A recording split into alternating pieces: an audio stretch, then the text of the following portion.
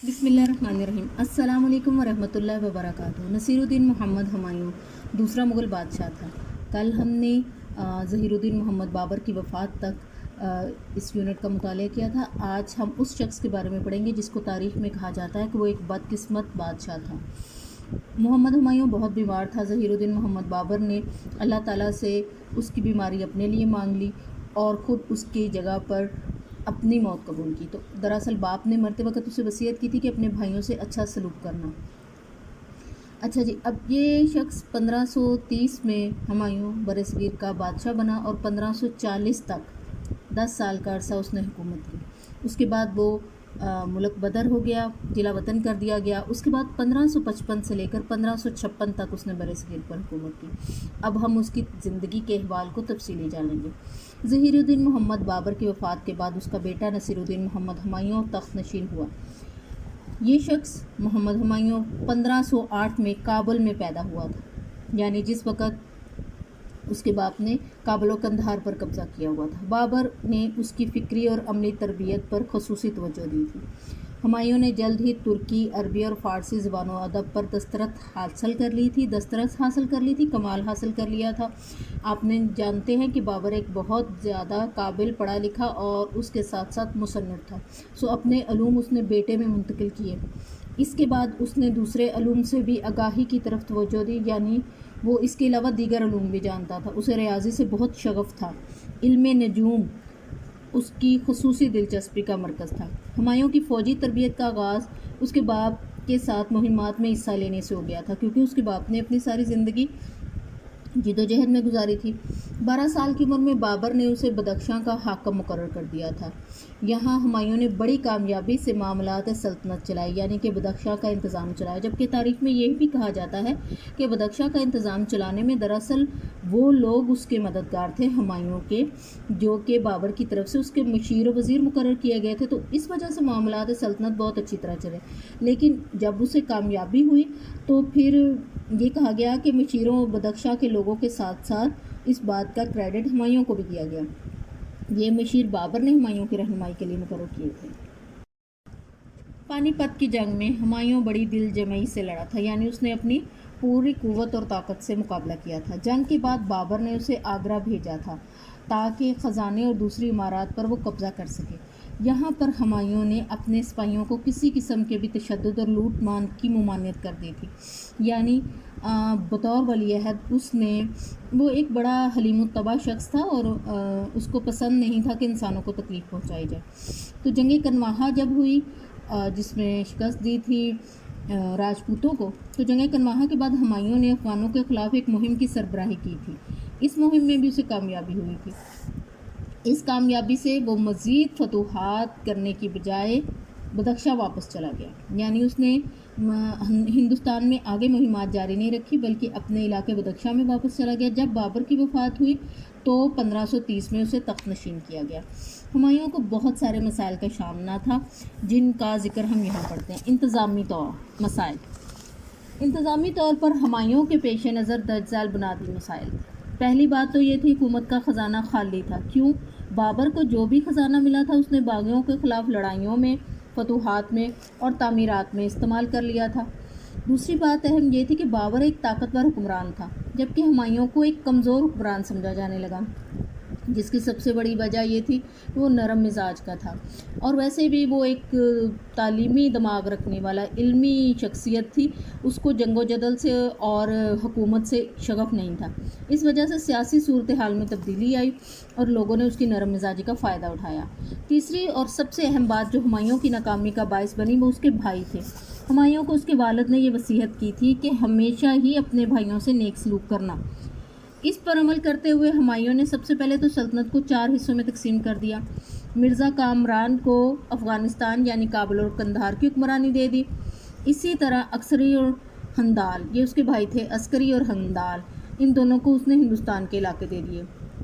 इस तरह उसने अपनी सल्तनत को तकसीम कर दिया था। लेकिन यही भाई जब हुमायूं पर मुश्किल वक्त पड़ा तो उसकी उन्होंने कुछ मदद न की, और सबसे अहम किरदार इसमें मिर्ज़ा कामरान का था, जो कि हुमायूं को पनाह दे सकता था जब हुमायूं को हिंदुस्तान से भागना पड़ा था, मगर उसने दुश्मनों के साथ मिलकर भाई की मुखबरी की और उसको दुश्मनों के हाथ बेचने की कोशिश की।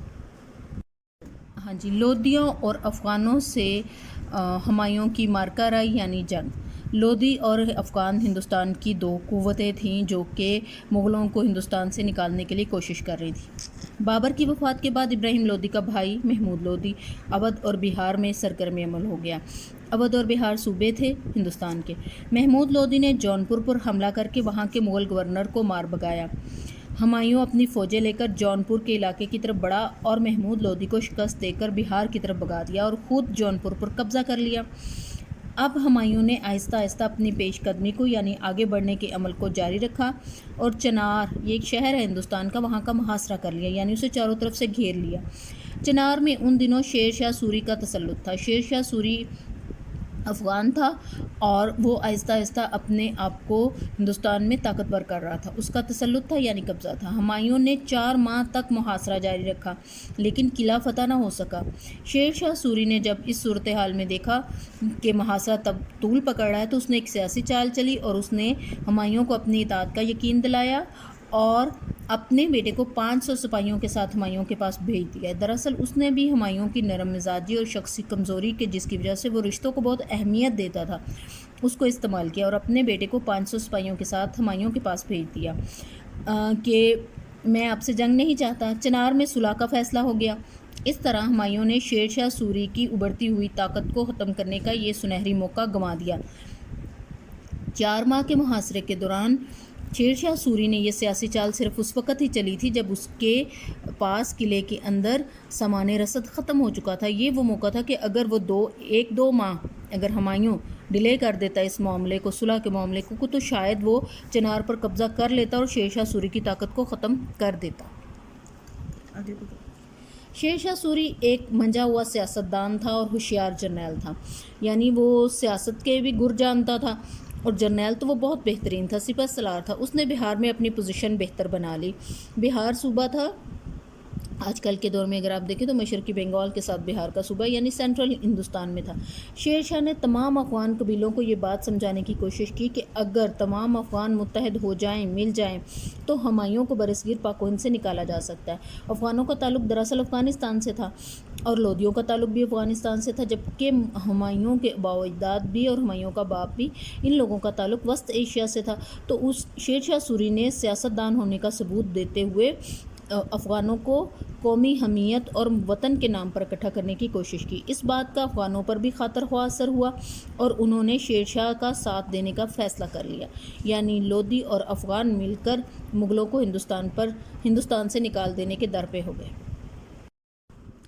1531 میں 1531 میں شیر شاہ سوری جو افغانوں کو اکٹھا کر رہا تھا، اس نے صوبہ بہار میں دراصل ایک خود مختار حاکم ہونے کی حیثیت اختیار کر لی، یعنی اس نے اپنے آپ کو صوبہ بہار میں اتنا زیادہ منظم کر لیا کہ وہ صوبہ بہار میں مکمل طور پر اپنا اقتدار قائم کیے ہوئے تھا۔ ہمایوں کو اس بات کی جب اطلاعات ملی تو اس نے اپنے ایک ساتھی کو صورتحال کا جائزہ لینے کے لیے جونپور روانہ کیا۔ شیر شاہ سوری ایک بہترین سیاستدان تھا، اس نے وقت سے فائدہ اٹھایا اور حالات کی نزاکت کے مطابق شیر شاہ نے اس ہمایوں کے ساتھی کی بڑی آؤبگت کی، اس کو نوازشیں کی اور قیمتی تحائف دے کر اپنی کامل وفاداری کا ثبوت دیا، یعنی کہ اس نے دھوکہ دیا ہمایوں کو، حالانکہ اندر ہی اندر وہ اپنی طاقت کو مجتمع کر رہا تھا تاکہ مغلوں کو ہندوستان سے نکالا جا سکے۔ ہمایوں کو یہ اطلاع پہنچی کہ شیر شاہ سے تو کسی قسم کی فکر کرنے کی ضرورت نہیں ہے، وہ بددستور یعنی پہلے کی طرح ہمایوں کے تابع فرمان ہے، ہمایوں کے انڈر حکمران ہے۔ ہمایوں بھی اس سے مطمئن ہو گیا، لیکن چند ہی ہفتے بعد ہمایوں کو اطلاع ملی کہ شیر شاہ نے بنگال کے دارالحکومت گوڑ کا محاصرہ کر لیا ہے، یعنی بہار کے صوبے کا حکمران بنگال کے دارالحکومت کا محاصرہ کر بیٹھا ہے۔ اس کا مطلب ہے کہ وہ باغی ہو چکا ہے ہمایوں سے۔ ہمایوں کو شیر شاہ کی حرکت پر بہت غصہ آیا، اس نے چڑھائی کا فیصلہ کر لیا۔ اس نے فیصلہ کیا کہ وہ بہار اور بنگال میں جائے گا اور شیر شاہ سوری کا مقابلہ کرے گا۔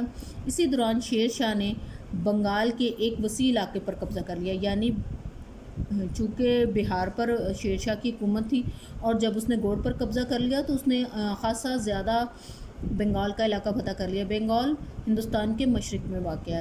ہمایوں نے بنگال میں پیش قدمی کا فیصلہ کر لیا۔ ہمایوں کی پیش قدمی یعنی اپنی فوجیں لے کر آگے بڑھنے کے پیش نظر شیر شاہ نے ایک اور بہت مشہور ٹیکنیک جو کہ تاریخ میں ہے وہ استعمال کی۔ شیر شاہ پیچھے ہٹتا گیا، یعنی وہ ہمایوں کو آگے آنے کا راستہ دیتا گیا اور خود اپنی فوجیں لے کر پیچھے ہٹتا گیا، اور ہمایوں بلا مزاحمت یعنی کسی سے بھی مقابلہ کیے بنا 1538 میں گوڑ میں داخل ہو گیا۔ اب یہ ایک سیاسی چال تھی جو کہ ہمایوں کی سمجھ میں نہیں آئی۔ گوڑ کی فتح بظاہر ہمایوں کا بہت بڑا کارنامہ تھی، اسے لگ رہا تھا کہ میں نے گوڑ کو فتح کر لیا، حالانکہ اس نے تو کسی کا مقابلہ ہی نہیں کیا تھا، مگر اس نے گوڑ کی فتح کے بعد 8 ماہ جشن فتح منانے میں ضائع کر دیے۔ اس تمام عرصے میں شیر شاہ سوری جو پیچھے ہٹتا گیا تھا، پچھلے علاقوں میں اپنی پوزیشن کو مضبوط کرتا گیا، اور موقع پاتے ہی اس نے یہ کام کیا کہ آگرہ یعنی شمالی ہندوستان سے مشرقی ہندوستان کی طرف آنے والی جو سپلائی لائن تھی اس کو کاٹ دیا، یعنی کہ اب دراصل محصور ہو کر رہ گیا تھا گوڑ کے اندر ہمایوں اور اس کی فوجیں۔ ہمایوں کا اپنے دارالحکومت آگرہ سے رابطہ منقطع ہو گیا، یعنی ہمایوں کے پاس سامان رسد بھی نہیں تھا اور وہ اپنے دارالحکومت میں واپس نہیں جا سکتا تھا، وہ دراصل گوڑ میں قید کر لیا گیا۔ اس نے فوراً اپنے بھائی مرزا ہندال کو سپلائی لائن بحال کرنے کے لیے روانہ کیا، مگر ہندال نے آگرہ پہنچ کر اپنے بادشاہ ہونے کا اعلان کر دیا، بجائے اس کے کہ وہ ہمایوں کی مدد کرتا۔ اس نازک موقع پر ہمایوں نے گوڑ میں اپنا گورنر مقرر کر کے واپسی کا سفر شروع کر دیا۔ اب شیر شاہ نے بڑی ہوشیاری سے ہمایوں کو گھیرے میں لینے کی کوشش کی، اور یہی اس کی اسٹریٹجی تھی۔ اس نے سپلائی لائن اسی لیے کاٹی تھی کہ اس نے ہمایوں کو چاروں طرف سے گھیر رکھا تھا، اور اب بھی اس نے آگرے واپس جانے نہیں دینا چاہ رہا تھا۔ اس نے ہمایوں کو آگے بڑھنے دیا، اور ہمایوں آخر کار بلا مزاحمت منگیر پہنچ گیا، یعنی منگیر کے علاقے تک اس نے ہمایوں کو پہنچنے دیا۔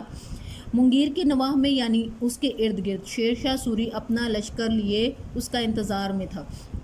ہمایوں کو جب شیر شاہ سوری کے لشکر کی خبر ملی تو اس کے ساتھیوں نے مشورہ دیا کہ شیر شاہ پر فوراً حملہ کر دیں، مگر ہمایوں نے اپنی تساہل پسندی سے کام لیتے ہوئے چند ہفتے آرام کرنے کا فیصلہ کیا۔ تساہل پسندی، وہ بہت زیادہ سست الوجود شخص تھا، اور اس نے چند ہفتے آرام کرنے کا فیصلہ کیا۔ اسی دوران شیر شاہ نے اپنی فوجی طاقت کو بڑھایا اور اپنے محاصرے کو مضبوط کیا، اور میدان جنگ میں کو اپنے حق میں کر لیا۔ اب ہمایوں نے گفت و شنید سے شیر شاہ سے صلح کرنی چاہیے، مگر وہ کامیاب نہ ہو سکا۔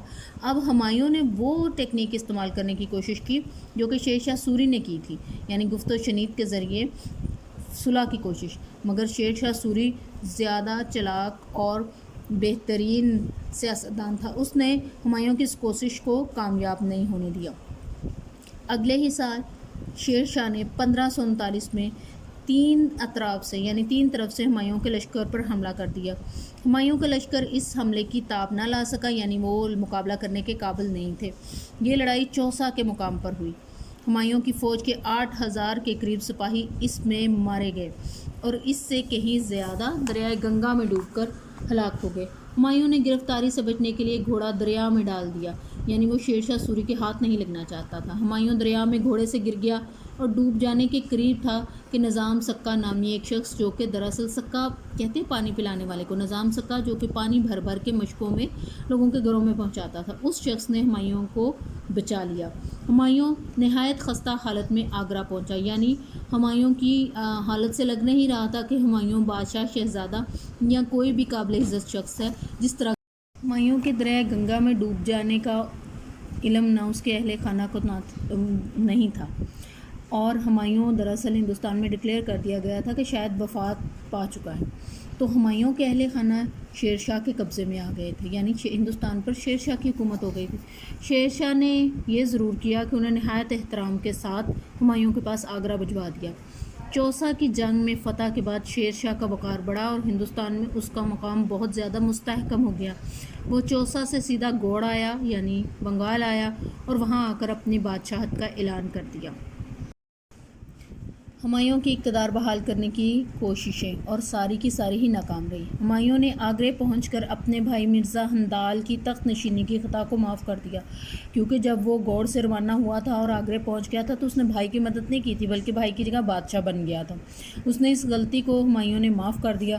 اس نے اپنے لیے سب سے زیادہ طاقت جمع کرنے کی کوشش کی اور اس سلسلے میں تمام رشتہ داروں اور بھائیوں سے مدد کی اپیل کی، مگر سب نے مزدوری کا اظہار کیا، یعنی کسی نے اس کی مدد نہ کی۔ آخر ہمایوں نے بڑی محنت سے 40,000 سپاہی پر مشتمل ایک لشکر تیار کیا۔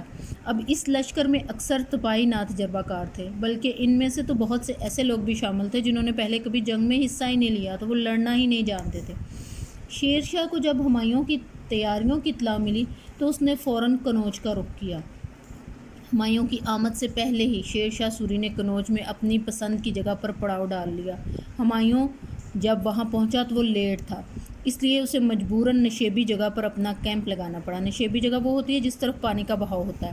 اسی دوران میں بارشوں کا موسم تھا، بارشیں شروع ہو گئی اور ہمایوں کے کیمپ والی نشیبی جگہ میں پانی بھر گیا۔ جب ہمایوں کے سپاہی پانی کی وجہ سے اپنی جگہ تبدیل کر رہے تھے تو شیر شاہ نے اچانک حملہ کر دیا۔ اب ایک مصیبت سیلاب تھا، دوسری مصیبت جگہ کی تبدیلی تھی اور تیسری مصیبت شیر شاہ سوری۔ ہمایوں کے سپاہی تو بنا لڑے ہی میدان سے بھاگ نکلے اور یوں ہمایوں نے یہ جنگ جیت لی۔ اب ہم بات کرتے ہیں ہمایوں کی جلا وطنی کی، لیکن ہمایوں کی جلا وطنی سے پہلے آپ یہ دیکھیں کہ یہاں پر جو میں نے بات کہی وہ آپ سے غلط بات کہہ دی۔ ہمایوں تو جنگ ہار گیا تھا، شیر شاہ سوری جنگ جیت گیا۔ یہ کنوج کی جنگ شیر شاہ سوری جیت گیا، ہمایوں کے سپاہی تو بنا لڑے ہی نکل گئے تھے۔ اب ہمایوں کو جلا وطن ہونا پڑا۔ جلا وطن ہوتا ہے اپنا وطن چھوڑ کے کسی دوسری جگہ چلے جانا۔ کنوج کی لڑائی میں شکست کے بعد ہمایوں بڑی مشکل سے آگرہ پہنچ پایا تھا۔ شیر شاہ اس کے تعقب کر رہا تھا، یعنی وہ اس کے پیچھے پیچھے آ رہا تھا۔ ہمایوں نے گرفتاری سے بچنے کے لیے آگرہ سے دہلی کا رخ کیا۔ آگرہ سے ہمایوں کے نکلتے ہی شیر شاہ سوری نے آگرہ پر قبضہ کر لیا اور اپنے بادشاہ ہونے کا اعلان کر دیا۔ دہلی میں اب رکنا ہمایوں کے لیے سخت خطرے کا باعث تھا، وہ کسی بھی وقت پکڑا جا سکتا تھا، جان سے مارا جا سکتا تھا۔ دہلی سے اس نے لاہور کی طرف روانہ ہونا بہتر جانا۔ اب دہلی پر بھی شیر شاہ سوری کا قبضہ ہو گیا تھا کیونکہ وہ ہمایوں کے پیچھے پیچھے اس کا تعقب کر رہا تھا۔ لاہور سے ہمایوں سندھ پہنچ گیا، یعنی کہ اب وہ پورے پنجاب سے نکل کے صوبہ سندھ تک پہنچ گیا۔ یہاں سے اس نے قندھار کا رخ کیا، یعنی وہ افغانستان نکل گیا۔ اس زمانے میں اس کا بھائی مرزا عسکری وہ قندھار کا حکمران تھا۔ اس نے اس مشکل وقت میں ہمایوں کی مدد کرنے کی بجائے کوشش کی کہ اسے گرفتار کر لے اور شیر شاہ سوری کو پیش کر دے۔ ہمایوں اپنی جان بچا کر سرحد پار کر کے ایران چلا گیا۔ ایران اگر آپ کو یاد ہو تو شاہ ایران نے مدد کی تھی قندھار فتح کرنے میں بابر کی۔ تو ایران اس زمانے کی ایک مضبوط سلطنت تھی اور ہندوستان کے پڑوسی ملک ہے۔ مغلوں کے ساتھ ایران کے حکمرانوں کے تعلقات خاصے بہتر تھے، ظہیر الدین بابر کے دور سے ہی۔ بابر نے کابل کی فتح میں شہنشاہ ایران سے مدد حاصل کی تھی۔ اب جو شہنشاہ ایران تھا اس کو جب ہمایوں کے حالات کا علم ہوا تو اس نے سیستان کے گورنر کو، سیستان وہ علاقہ جو بلوچستان کے بالکل ساتھ ایران کا لگتا ہے، اس کے گورنر کو حکم دیا کہ ہمایوں کا شایان شان استقبال کیا جائے، یعنی انہوں نے ہمایوں کو وہی عزت وقار دی جو کہ ہندوستان کے بادشاہ کو ملنی چاہیے تھی۔ بلکہ شاہ ایران نے تمام صوبائی گورنروں کو ہدایت جاری کر دی تھی کہ ہمایوں جس راستے سے بھی گزرے اسے عزت و احترام سے رکھا جائے۔ ہمایوں ہندوستان کا بادشاہ جس کو ہندوستان میں عزت و احترام نہیں ملا، اس کو ایران میں اللہ نے عزت سے نوازا۔ ایران میں ہمایوں کے سفر کے دوران میں بادشاہ یعنی شہنشاہ ایران اور ہمایوں کے مابین خط و کتابت کا سلسلہ بھی جاری رہا۔ جب ہمایوں بادشاہ کے پاس پہنچا تو اس کا بڑا پرتپاک طریقے سے استقبال کیا گیا اور اسے شاہی مہمان کے طور پر ہندوستان کے بادشاہ کے طور پر ٹھہرایا گیا اور عزت دی گئی۔ ہمایوں کی ہندوستان میں واپسی برصغیر پاک و ہند کی تاریخ میں ایسا بہت ہی کم ہوا ہے، بلکہ دنیا کی تاریخ میں ایسا بہت کم ہوا ہے کہ کوئی بادشاہ جب ایک بار اپنی سلطنت کو کھو دے تو اس کے بعد دوبارہ حاصل کرنے میں کامیاب ہو جائے، مگر یہ کارنامہ بھی نصیر الدین محمد ہمایوں نے کیا۔ ہمایوں 15 سال ہندوستان سے دور رہا، ایران میں مقیم رہا۔ اس عرصے میں ہندوستان میں ایک مضبوط اور صحیح معنوں میں ایک عادل بادشاہ شیر شاہ سوری اور اس کے خاندان کی حکومت رہی۔ یہ 15 سال ہندوستان کی تاریخ کے بہت بہترین سال تھے اور کہا جاتا ہے کہ مغلوں کے اختیار اور ہندوستان پر ان کے قبضے کو مستحکم بنانے میں شیر شاہ سوری کے بنائے ہوئے قوانین، اس کے بنائی ہوئی جو اصلاحات ہیں ان کا ایک اہم کردار تھا۔ یعنی یہ 15 سال جو ہندوستان پر شیر شاہ سوری نے حکومت کی وہ دراصل آنے والے مغلوں کے لیے ایک بہترین لائحہ عمل تشکیل دے گیا۔ شیر شاہ سوری کے انتقال ہو گیا اور اس کے بعد اس کا جانشین سلیم شاہ سوری بادشاہ بنا۔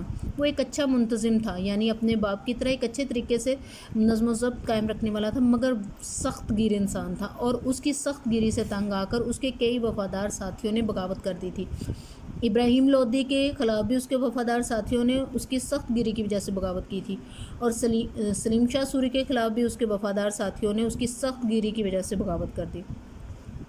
ہر صوبے میں خود مختاری کی لہر چل پڑی تھی، یعنی صوبوں کے گورنر اپنے خود مختار حکمران ہونے کا اعلان کرنے لگے تھے۔ سلیم شاہ سوری کی وفات ہو گئی، اس کے بعد ملک میں انتشار پیدا ہو گیا۔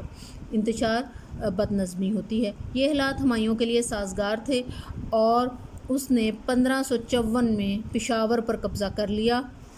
یہاں پر اپنی مضبوط پوزیشن بنا کر اس نے لاہور کی طرف پیش قدمی شروع کر دی۔